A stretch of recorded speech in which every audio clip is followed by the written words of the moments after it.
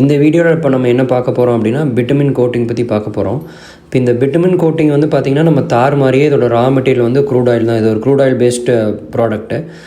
இப்போ இந்த பிட்டுமின் கோட்டிங் நம்ம எதுக்கு யூஸ் பண்ணுறோம் நீங்கள் பார்த்தீங்கன்னா, இது வந்து ஒரு டேம் ப்ரூஃபிங்.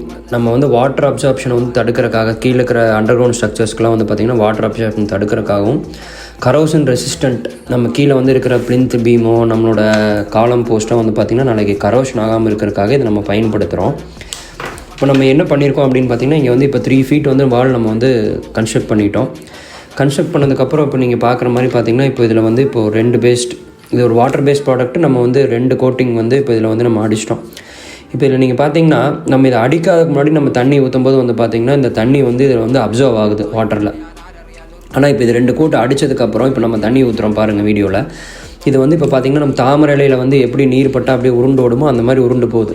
இப்போ நாளைக்கு இந்த மாதிரி வந்து நம்ம பண்ணும்போது வந்து பார்த்திங்கன்னா, கீழே வந்து கரோஷன் வந்து இந்த வாலில் இருக்கிற அப்சார்ப்ஷன் வந்து எதுவுமே நடக்காது. இப்போ இதில் பாருங்கன்னா, நம்ம ஃபுல்லாக வந்து இப்போ 3 feet கட்டினதுக்கப்புறம் கிட்டத்தட்ட வந்து மண் ஃபுல்லாக வந்து நரைச்சிட்டு நம்ம ஒரு 25,000 லிட்டர் தண்ணி வந்து பார்த்திங்கன்னா சாயில் கன்சல்டேஷனுக்காக நம்ம இங்கே ஊற்றிருக்கோம்.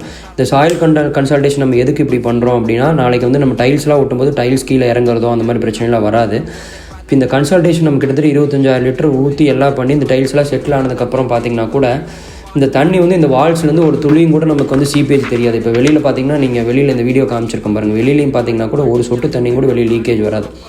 இப்போ இந்த மாதிரி நம்ம பண்ணும்போது நாளைக்கு நம்ம செவுத்துலாம் வந்து பார்த்திங்கன்னா அண்டர் கிரவுண்ட்லேருந்து ஏதாச்சும் வாட்டர் வந்தோ, நம்ம சில இடத்துலலாம் செவருலாம் பார்த்துருப்பீங்க, கீழே வந்து பார்த்திங்கன்னா ஒரு 2 அடிக்கு வந்து பார்த்திங்கன்னா அப்படியே செவருலாம் பொறிஞ்ச மாதிரி ஒரு ஒயிட்டாக இருக்கும்.